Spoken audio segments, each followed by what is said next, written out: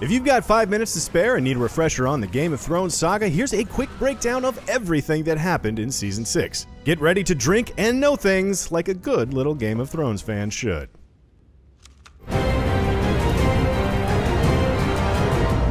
Season 5 ended on a huge downer even by Game of Thrones standards, but Jon Snow doesn't spend much time deceased before Melisandre proves the Night King isn't the only one who can wake the dead. Oh, and Thoros of Myr, he can do it too. Melisandre proves there's 3 of them now that can wake the dead.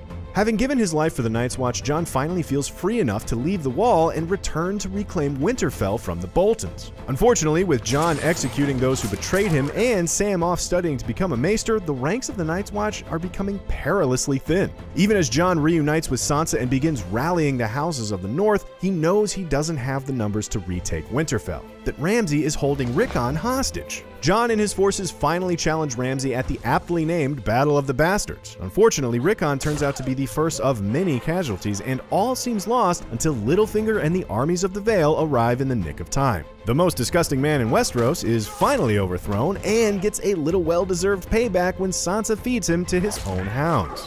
Not enough, if you ask me.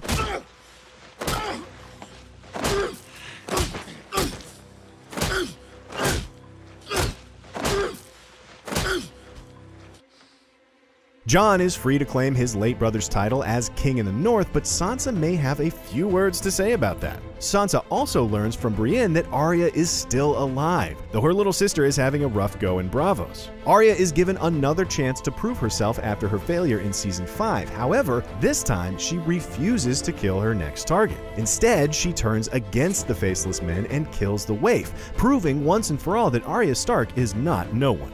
She is in fact someone. Someone named Arya Stark.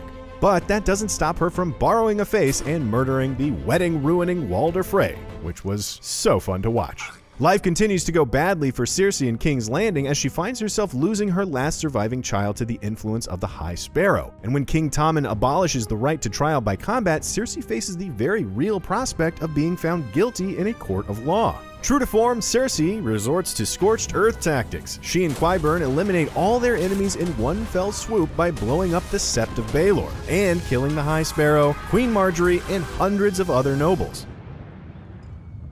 Tommen is so distraught that he commits suicide, thus finally completing the witch's prophecy we saw in Season 5. Though Cersei ascends to the throne of Westeros, she sacrificed nearly everything in the process. And even as Cersei emerges triumphant, Daenerys is consolidating her power in Essos. Things initially look bleak for Dany as she's dragged off to the city of Vaes Dothrak to live among the other Dothraki widows, leaving poor Tyrion to maintain order as the slavers of Slaver's Bay rise up in revolt. Luckily, Dany reminds everyone who the real mother of dragons is when she burns the Khals alive and takes control of the vast Dothraki army. Even more allies are springing up to join Dany's growing army. Both House Tyrell and House Martell, now ruled by Ilaria Sand, pledge their allegiance. Even Yara and Theon throw their lot in with Dany after Yara unsuccessfully tries to claim leadership of the Ironborn instead of her murderous uncle Euron. This massive alliance of East, West, and South proves that a hatred of House Lannister is the great unifier in Westeros. Look at the Lannisters, getting everybody to play nice together. As the countdown to the final war between the Lannisters and the Targaryens begins, only Bran seems focused on the true enemy facing Westeros. Bran's growing powers allow him to view the past and even see the origin of the White Walkers. However, this power leaves him vulnerable to the Night King's touch. The White Walkers attack the Three-Eyed Raven's cave, and Bran and Meera only survive thanks to the valiant sacrifice of Hold the Door Hodor.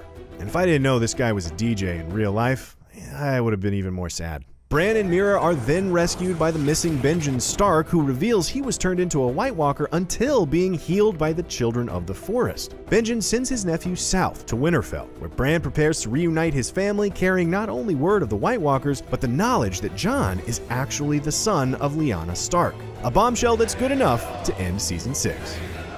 For more Game of Thrones, check out Season 5 in 5 minutes and Cinefix's 3 brilliant moments from the Battle of the Bastards. And as always, be sure to subscribe wherever you like to watch IGN.